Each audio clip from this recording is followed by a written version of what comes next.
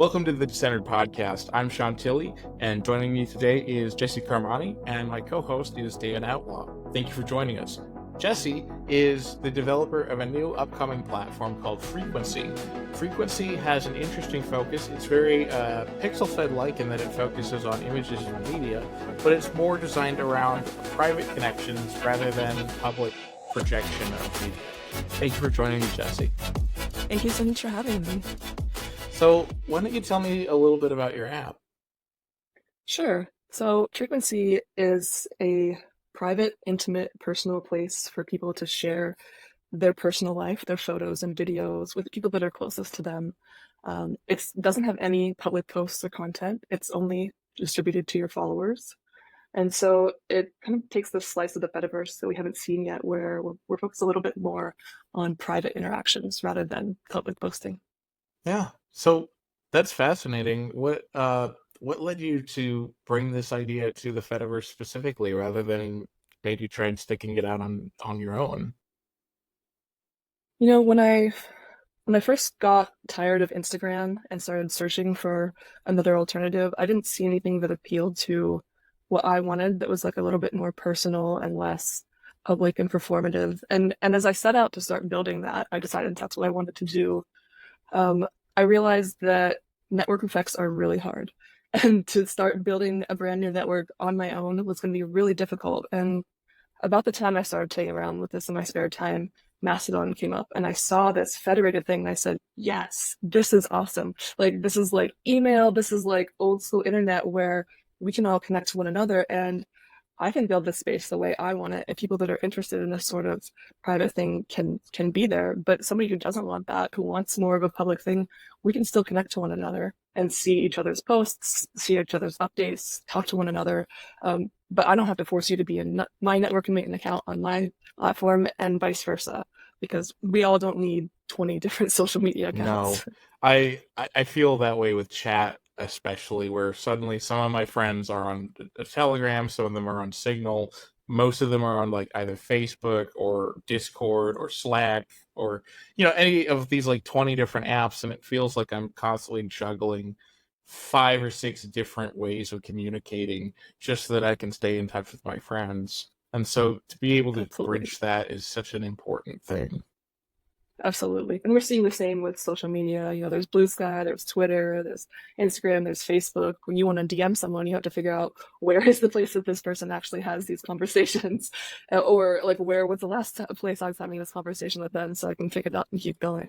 It reminds me of like some of the apps that people have built that are like literally just a wrapper around like 5 other apps, and you just have to click a button to find the right person. Yeah. Those are showing us that there's an issue with what we're Yeah, building. right.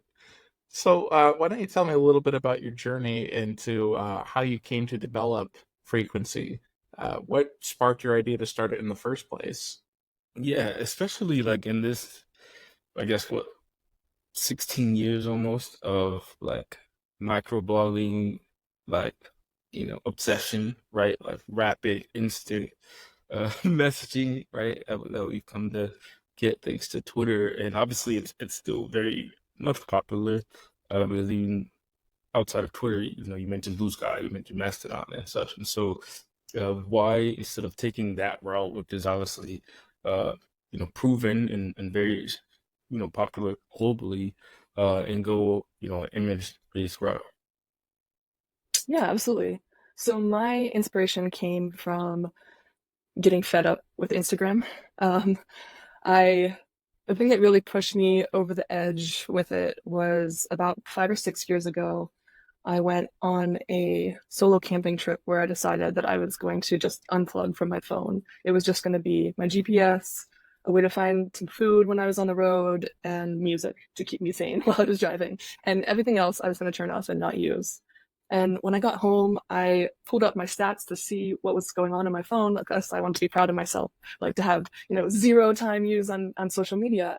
And when I pulled that up, what I saw was really disappointing. It was that Instagram had been opening itself up in the background every single day for a total of 13 minutes. And I'm somebody who works in tech and who has always been aware of the privacy aspects and how much we're being tracked. But it's so easy to put it out of your mind and not think about it until you see that concrete data. And seeing that data just flipped the switch for me. I'm like, you know what? I don't agree to that. I don't want this on my phone. I'm not okay with this. And with Instagram, you can't post unless you have the app on your phone. Like they really force you into that. They want to be able to gather that data.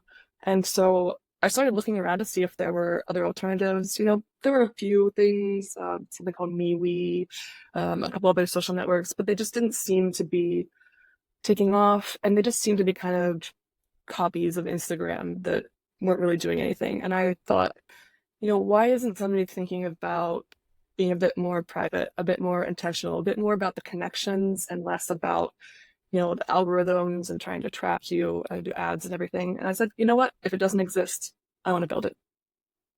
That's awesome. So, how long have you been working on frequency at this point? I started playing around and prototyping with it about 5 years ago, kind of in my free time.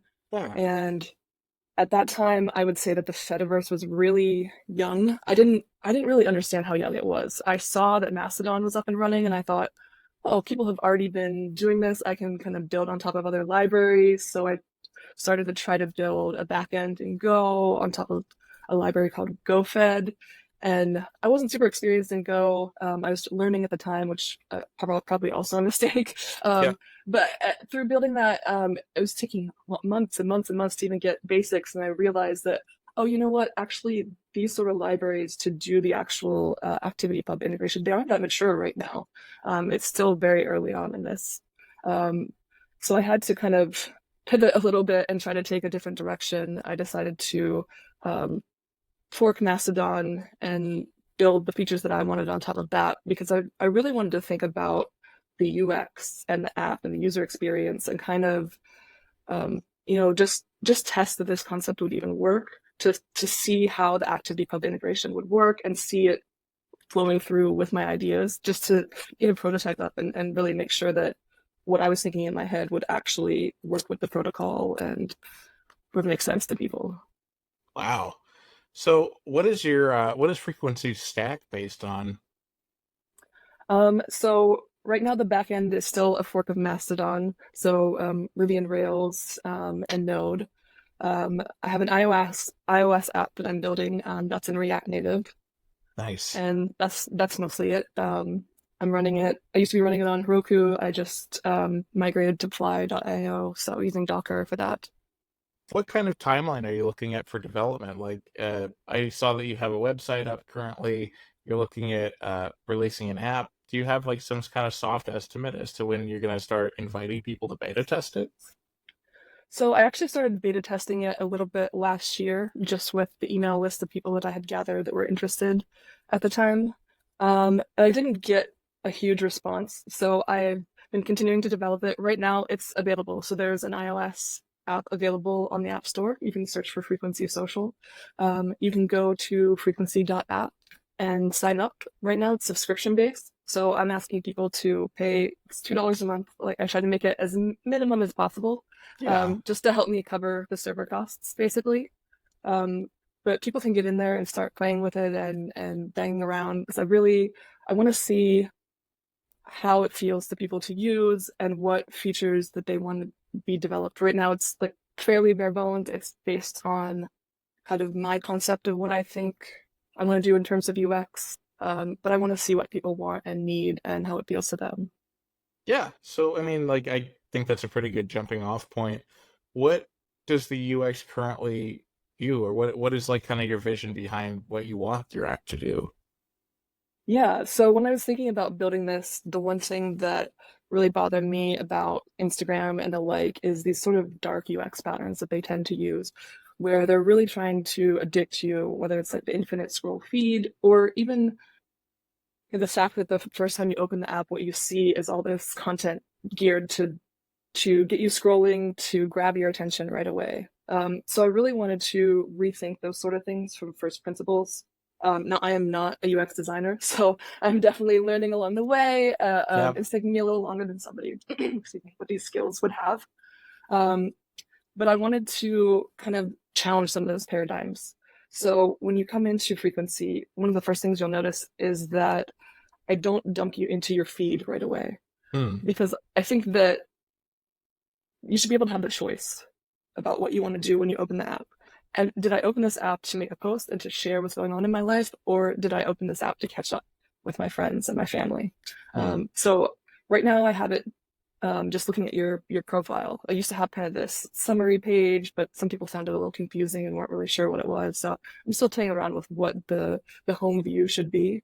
And I want to give people some choice around that because I think that, my idea makes sense for me, but maybe it doesn't for other people. I want to let you, choose what you want, choose your own adventure. Oh yeah.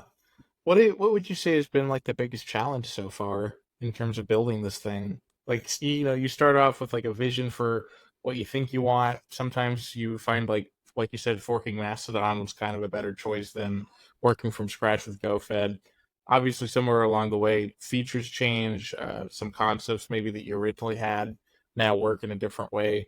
Like, what does that look like to you as far as like biggest challenges with trying to build frequency? Yeah, I would say a couple things. My biggest challenges are, I think right now, finding the right target audience. We're in a really interesting place where people who are really into the Fediverse, this might not fit with what they're looking for. Mhm. If they might be enthusiasts, this might be a little too mainstream looking for them. But folks that are a bit more mainstream, this might not be there might not be enough of their friends and family on there yet. There's kind of the network effects problem. It's been hard for me to get people on there to use it Hmm. in order to test out my theories. And monetization is a challenge too, definitely. Figuring out, how do I make money to keep this app running? What's reasonable to people to ask? Um, what are people willing to do? And because you know, I'm not willing to give it away for free because I don't think that it's fair to developers to expect everything to be free. I think that a Yeah. lot of these ad-based networks have really trained people for that. And the problem is if you start off giving it away for free, that's what people expect forever. So Right. I'm You if you try to negotiate that further down the road, it becomes harder and harder. So I totally get that. yeah, and you get into these weird like either nag things where you're constantly bugging the user or you're trying to come up with these crazy monetization schemes that just don't feel good. Yeah. So I'm trying to be very upfront, like, okay, you're gonna have to pay for this service, but I want to really make it as affordable as possible. I want to give you options to like pay for your family and friends, to bring everybody in. If there's somebody that can't pay for it, that you want to help them out and bring them to have them on there with you. And obviously it's federated, so you can connect with people on, like pixel fed if they're really just not willing to be on frequency, and you can Yeah. still connect with one another. Have you experimented a bit with, for example, that's actually a great example. Have you experimented with connecting with PixelFed or anything like that and seeing like how can these two experiences match up to each other?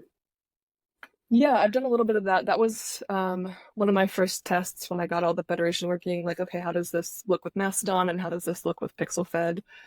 Um, it's interesting to me. PixelFed seems to be still maturing in some aspects. My understanding is they don't have all the federation fully implemented, so like deletes aren't federated. So that's interesting to me. I'm a little Yeah, I didn't know that. yeah, I learned that as I was doing research and trying to figure out, okay, which platform should I fork, what should I build on top of? And for me, it just didn't seem totally there in terms of the feature set and stability that I needed to build on top of. Um, Yeah. the amazing work that they've done beyond that, I don't no shade at all, just and they have an No, no, amazing user no. base. No, I totally get it. And sometimes it makes more sense to start from a different place. So I think that that's a totally valid way of doing things. Um, in terms of like trying to find new users, like that's always kind of a challenge. Do you have any like plans or thoughts on how to attract people to frequency and what kind of strategies you use to maybe grow it when you're still maintaining that privacy focus? Yeah, I've been trying to. It's interesting because people who are into privacy, they try to block all ads, so you can't do ads, right? Like Yeah. that's not going to work. And so I'm trying to go to places where they would be like forums and things like that, just get the word out. But honestly, that's not my biggest skill set. I need to get better at that. It's So coming on hard. here is one way to get the word out and tell people about Yeah. it. No, that's Yeah. terrific. So it's a little funny because you mentioned about like some of the people that are already here on the Fediverse and their experiences with frequency. Something that Sean and I engage in conversations pretty regularly, and there's a lot of uh, dialogue around access controls, privacy, things of that nature. And, so I would, unless they're just not fans of image-based social, networking, I would be really shocked that they didn't jump all over this, right? Like Yeah. if this, unless they're just like, hey, my experience, I prefer to just be, text-based, microblogging. But this just feels fetty to me, right? Like just the way that, people, speak, or I'm not sure if I've been aware of the, you know, Bridge Fetty debacle and issues Yes. going on and stuff, and so consent has popped up, and privacy, respect, and it just seems like these are fundamentals of frequency, right? Like these aren't things that need to be added in. Like these are things that you've went in building, right? Because this is something that personally impacted you. So it just kind of seemed like it's a match made in heaven. Yeah, absolutely. I think that being right now, no public posts and being invite only, like you have to buy into the subscription for me to invite you into the server. I think those two things really gate off a lot of the stuff that people are concerned about, in terms of they don't have control over where their posts are going. So I would love for those folks, if they're into, you know, more photo, video, media sharing sort of thing, I would love for them to come over to Frequency and try it out. Um, Yeah. Well, and I think there's a lot of potential. While on the one hand, you could say that frequency is a way of sharing a very private part of your life with a small group of people. It doesn't necessarily just have to be day-to-day life stuff. Like I could see like artists being very interested in sharing their paintings and their artwork to maybe some of the people that they know that would really appreciate it. Like there's more than a few ways to like find that segment of the Fediverse that's very into convivial experience and sharing things together that doesn't just have to be, here's a picture of my selfie, day 241, like yeah, it could be like absolutely. storytelling on a personal level. And I think that is something that is very lost in the Instagram era, so to speak. Yeah, Yeah. absolutely. Go ahead, Evan. Have you, uh, Sean just kind of triggered the thought by saying Instagram, but for those people, maybe not to the extent of Instagram, or maybe not even to the full extent of like a pixel fed, but for those people that do maybe want a little more engagement, that want to be able to find content, like have you thought of ways to appeal to them while still keeping the core fundamentals, right? Like still the controls, uh, privacy controls, giving users a little bit of room to explore. Yeah, that one's tough. So far I've been focusing on the feature of just like engaging with the people that you're connected to and having a little bit of control over that. Um, I've built features such as you can have an inner circle, so you can bring a subset of your followers into this group where you say, this is my inner circle and I only want to post to them. I can see their content as well. I haven't gone further than that. I'm a little hesitant. I worry if I'm trying to make this a really curated personal thing, if I start suggesting content to people, um, to me it felt like Instagram and Facebook kind of slid into that becoming the main thing and that Because it becoming the drove their driver of your engagement. growth. Yeah. Exactly. So I want to be really cautious about that, and so far I haven't built too much of that into there, just beyond just the default stuff that Mastodon has. Of course, they have some suggestions for accounts. Um, Maybe there's a way to do onboarding where it's like not just you signing up, but maybe you invite like two or three friends and you all like start together as mutuals or something. yeah, I've done that in terms of like you can buy a subscription that's for a larger group and add them to invite, and then you're all connected to one another. But there might be other ways to do that as well. Yeah. It's just it's an interesting challenge because I think a lot of people building social networks, especially brand new ones, have this weird problem of like, oh no, we have a two-way problem. We need to have content to bring people here, but to bring people here, we need to have content. And if we don't have people, we don't have content either. There's like a chicken and egg thing going on. And Absolutely, yeah. I think like taking a more personal approach that's not just focused on hockey stick spiked growth is really important, but it takes a totally different mindset of how to design that experience. Absolutely. Yeah. And I think about that in my onboarding. So I try to tell people when you come into this app, set an intention for what you want to actually post here. So maybe it's just keeping track of your life or connecting with friends, or maybe you just want to post nature shots like of your Mm. hikes that you go on, and trying to give people an avenue to just start getting something up there themselves onto their profile so that when people do connect with them, there's something there. So I know it's very common for people building their platforms, especially within the Fediverse, to kind of dog food their own app and sort of use it as like maybe one of their primary modes of engagement. Do you find yourself using frequency a lot on a day-to-day basis? I do use it with my friends and family. Yeah, as I've invited them all in, I had them, even before beta testing, they were alpha testing it with me. They Aw. were excited to see it. And that really helped me to figure out what the features needed to be and to get it working. And they were sending me bugs like, oh, here's a screenshot of something weird that happened. Um, so I did that as I was developing it, and now as I'm trying to open it up to a wider set of people, I'm hoping to see like people in my larger circle that haven't been in there yet. No, that's really cool. Do you have any features that you're focusing on that maybe you're excited about and haven't shared with the world yet? Um, so I talked a little bit about the inner circle feature right now. That's just for when you're posting out, Mhm. so you can kind of control who your audience is.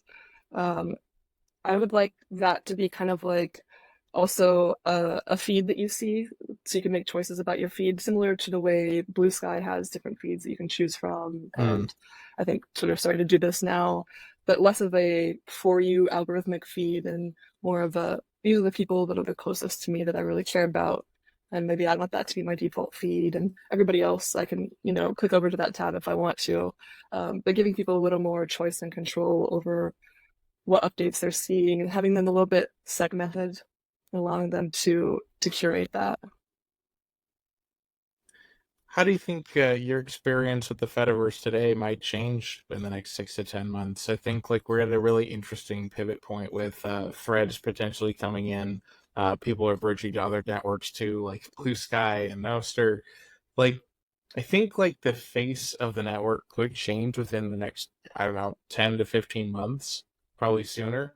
And I think like maybe people might be a little bit more interested in a privacy angle for those people who don't want to connect with every single, part of the network. Do you think that like maybe that would help drive frequency in its own way? Like, what does that look like to you?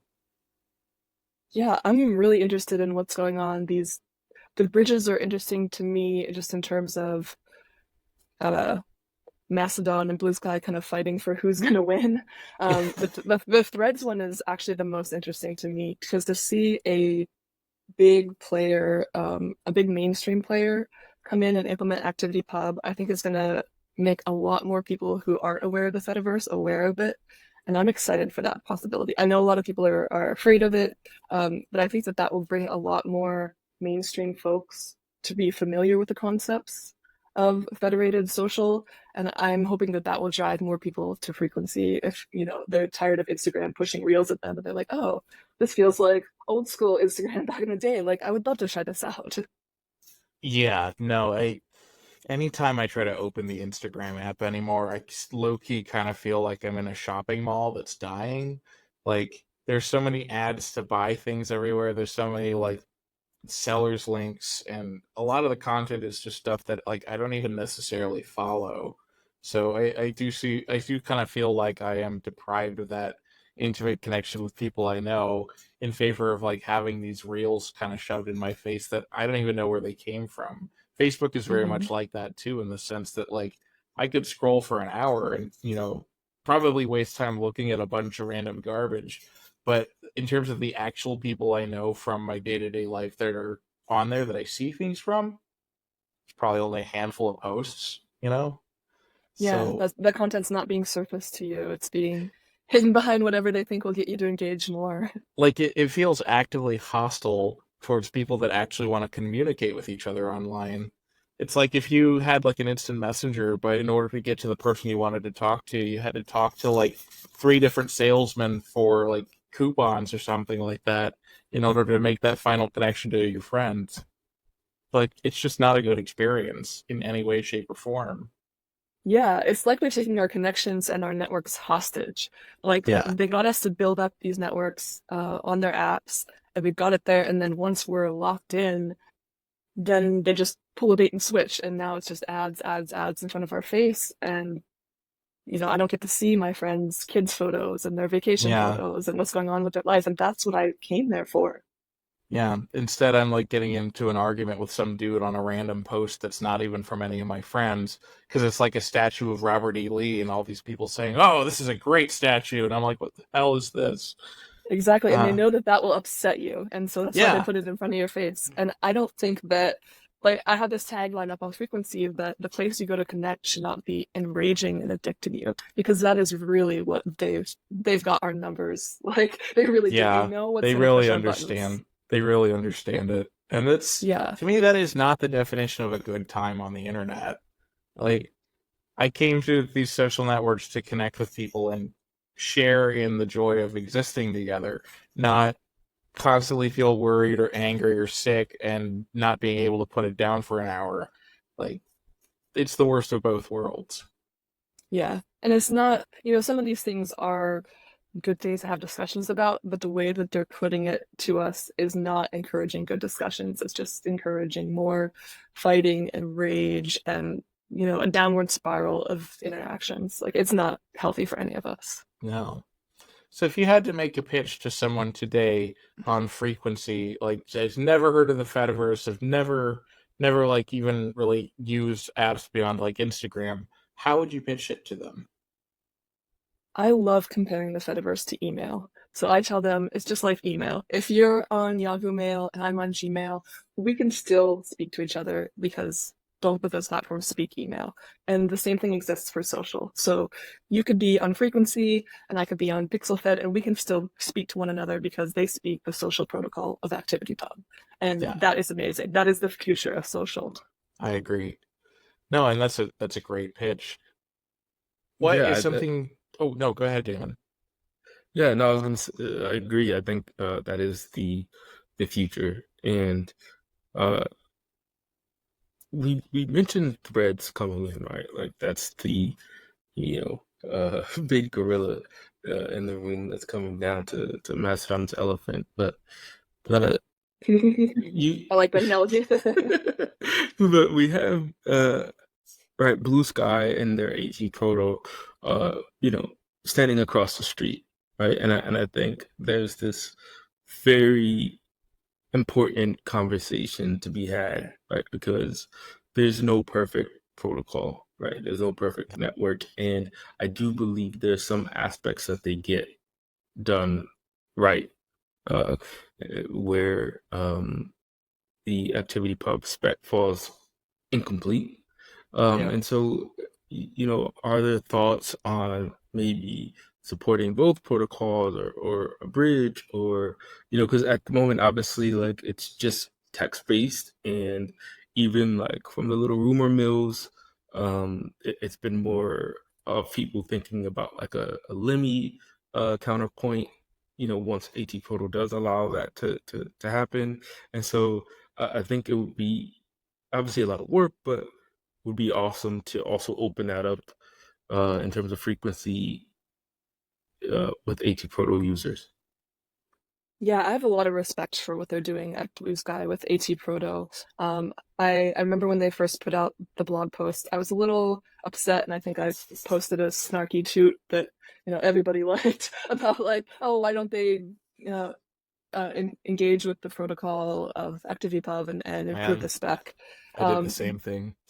yeah, and they had some valid complaints, and the way that they're building it is really interesting. Unfortunately, my reading of AT Proto right now is that they only allow public posts, so there's no private follower only posts. So Yeah, that would not work at all with frequency at the moment. If no. that changes, obviously I would consider implementing it as well because I'd love for everybody to be connected, and I don't have a horse in the race in terms of protocols. I want the best protocol to win. That's not always what happens. Right now, I'm supporting the official W3C protocol, but I don't know what's going to happen in the future. But right now, because it's public only, that just completely conflicts with what I'm doing with frequency, so it wouldn't be a match at this moment. No, that is definitely like a non-starter. Like if you can't have private posts on a protocol, why adopt it if that was your whole thing? Um, yeah, I mean that's is there anything that you want people to know about building their own app as far as like this is your let me rephrase. Frequency is like kind of your experience with, I have this idea, I'm going to give it form and foundation and turn it into a thing and manifest it into the world. How what advice would you give to someone that wants to do that but maybe is too scared to try and take that risk? Just get out there and start playing with it. I had only done a little bit of app development before. I was more of a back-end developer. I had done an Android game that basically I ported from iOS. So like it already existed and I just kind of copied it over to another place. So I wouldn't say that I had a lot of experience with mobile development and app development. And there was certainly a learning curve, but I think it's really fun and exciting. And I like using React Native because it lets me take the tools and the practices that I use from web, especially like really fast deployment, and do the same thing on iOS, which normally you can't do. If you're going through the iOS app, it's a very slow, tedious process, and that's like the uh, blockages and the gateways that Apple puts up is what has always kept me away from app development for a while. Yeah. It felt very cumbersome, and so I like that React Native gives me that way that I can just push an update and see the change right away. And obviously, I'll push it through to the App Store eventually. But to be able to do what's equivalent to like a branch deploy, like I love that. I'm not willing to give up those tools. No, totally fair. And it's interesting that you bring that up because I think it was the Owncast guy, Gabe Kangas. He was having some difficulty getting his app published in the App Store. I think because there was like some other app that had similar functionality, or maybe I think it was more like he had like a guide thing built in that suggested channels. And Apple's like, oh no, you have to vet every single one of those channels that gets suggested, otherwise it's problematic. And just made it really hard for him to get the thing published. He finally got it through, but uh, that's like a whole other can of worms. It's just trying to get our apps into app stores so that people can use them in the first place. Absolutely. Yeah, I had a similar experience. I went back and forth a lot. I went through some appeals. I got on the phone with somebody from Apple to be like, what is it that you need for this to be approved? And I'm really not used to that as a web developer. I'm used No, to being able to no. throw something up at a URL and let people hit it. So that was a challenge and a learning curve. Yeah, I mean, the open web is very much at odds with having a walled garden where that's the only way to get the app. That's the only that's the only place where people will discover it to begin with. Whereas Yeah. the web, you can just throw whatever at whatever space. Yeah. And the way that Apple tries to force you to use their subscription in-app purchases and everything like that, or they won't approve you, that feels so much like extortion. I don't like it at Yeah, all. yeah. Damon, So, do you have any thoughts? Sorry. yeah, a little bit different from where we are currently, but I was just curious as to your preference for social media and social networking? I know you mentioned, years ago you liked Instagram before, like, you know, where Meta kind of took over and everyone's famous term identification, right? Like before that happened, and so just on a personal perspective, what do you enjoy, in terms of like online platforms and content? I deactivated my Instagram account when I started building frequency. I was really just committed to not using it anymore, and I realized that it was just going to keep sucking me in if I stayed there. So I have stopped using that. Um, I've stopped using Facebook. I'm mostly on just Mastodon, Twitter, a little bit of Blue Sky, um, and then beyond that, a lot more chat rooms, so a lot more Discord, WhatsApp groups, some Slacks, things like that. Uh, that's where a lot more of my personal connections are happening, or just, one-on-one iMessages. Just I think that stopping using Instagram actually forced me to reestablish these one-on-one connections with people and share things that way, which was a good reminder, like, oh hey, you can just keep in touch with people in many different ways. You can even Oh yeah. email them your photos. Like, we still have plenty of ways to be connected. I think one of the cruelest jokes that Facebook and Instagram kind of play on people is that it creates this perception that, like, oh, are you leaving? Are you going to deactivate your account? Well, have a look at all your friends you're going to be leaving behind, as if like you're never going to talk to them outside of the network ever. Like, to me, that is the Right. silliest and most insidious like suggestion to someone that, oh, think of all the people you're cutting off, when it's like, hey, I have half their phone numbers. Like, we can go chat in some other app. This isn't the only place that we congregated. So to me, that's really funny. And yeah, I've also noticed an increasing amount of people, my generation within my circles, are using things like Discord or Slack, as opposed to just Facebook Messenger. So having a little bit of that diversity and knowing where and how to reach them has kind of changed that dynamic of, oh, don't go, you'll leave them all behind. Yeah, exactly. It's funny. I think that Discord and Slack have kind of become the new AIM.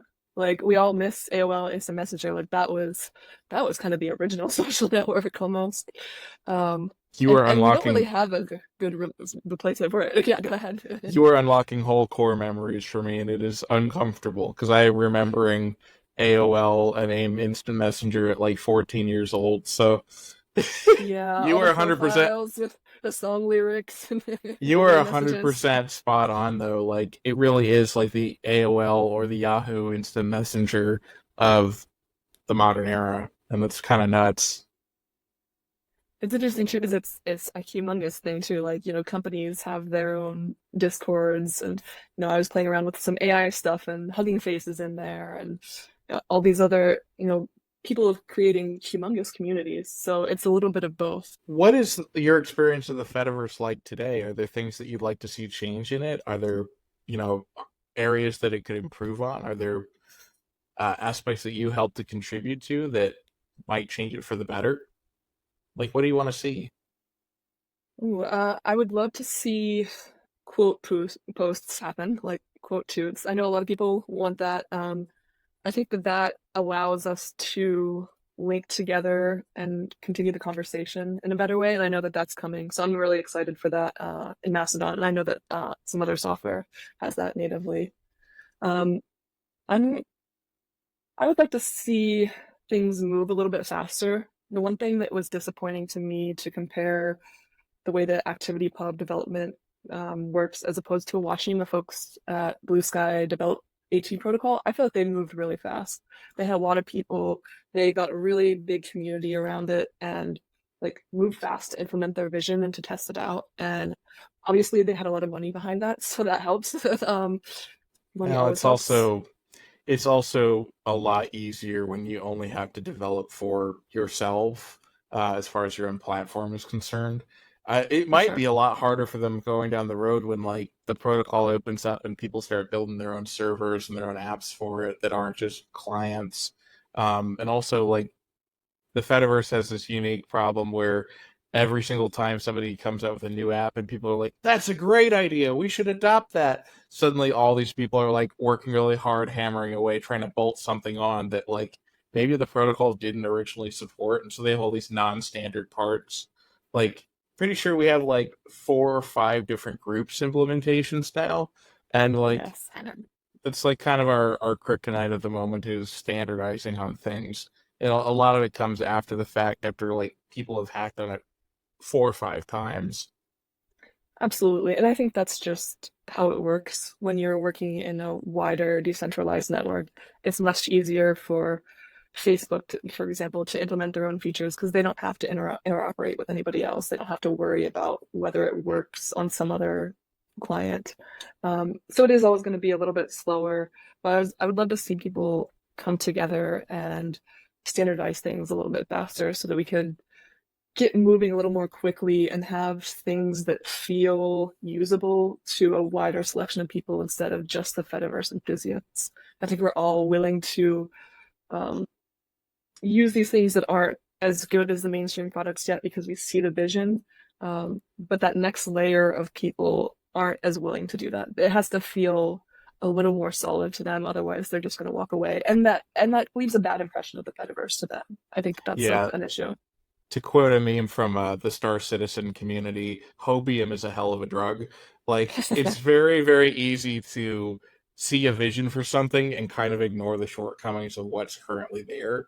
And I think a lot of people will continue to use something even if it's objectively bad, because they can see where it's going and it's such a beautiful, incredible vision and they're all dazzled by it that they want to make it real. Yeah, I think that's beautiful in the beginning, and then there becomes an inflection point where it It has to becomes a become usable. Yeah, it Yeah, becomes a downside. otherwise it turns into a cult. Yeah, yeah, exactly.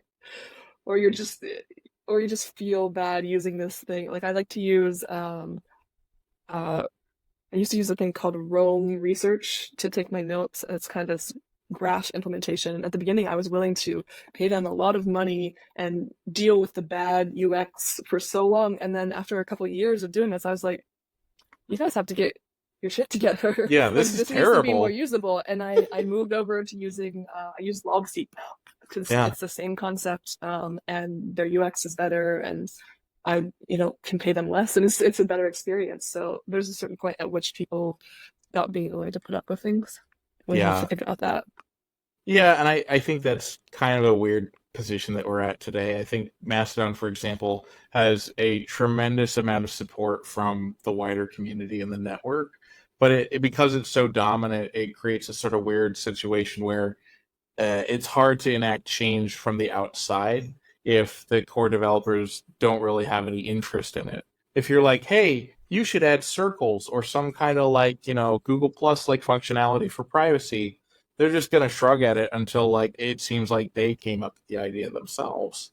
If that ever comes to pass, I think it creates some very negative like network effects as far as moving the ecosystem forward. And so we have these weird challenges that I think perhaps Blue Sky doesn't. Yeah, absolutely. But we have opportunities there too. I think in terms Yeah. of Mastodon, we could be, as a community, building more plugins. I mean, it's a Rails app. We could build a Rails engine that you bring into your fork and kind of plug in and use with this. And that would be a way for us to have more interesting features that maybe the core Mastodon developers just don't have time or interest in developing, that the community could kind of run with. Yeah, no, 100%. And I think that there's actually been a lot of good effort on that part. It's just that the more you diverge from like the mainstream, as far as software development is concerned, reconciling those differences further down the road seems to get harder and harder, depending on what the changes are. Oh, absolutely. I can tell you that as someone running a fork. Every time I have to merge it in, I try to be really careful and keep things really separate because it is hard. Uh, no, and we definitely had a problem back in the day when Diaspora was a thing. I was the community manager for that. Some guy independently developed a groups feature, and it was great. And people were like, "Please, please merge this." And we thought about it, but it was like, "Oh, he implemented it before we did the entire refactor of our front end. It's not compatible. We would have to rewrite the whole thing from scratch all over again." And so, like, when you fork, sometimes you have this point of no return if you're not careful, and that can be a real headache in terms of, okay, well, how do we get this out to the wider people so that they get to use it? And I'm at least thankful that like Glitch Social has had a lot of success. A lot of the mainstream Mastodon forks like Hometown have some adoption and some community support. I think that's a lot better than maybe it was when I was doing a social network, but man, it is hard. It's hard. You have to have a community that stays on top of that. Like as the changes come in, they look at that and say, okay, this is where we have to update what we've done to make it compatible with whatever they've changed in the main branch. And that's tough. Yeah, That's a lot of work. But I kudos to Glitch Social and Hometown, all the forks that are doing that, because I think that's the way you have to keep it moving forward. 100%. Well, we're getting close to coming up on an hour for our podcast.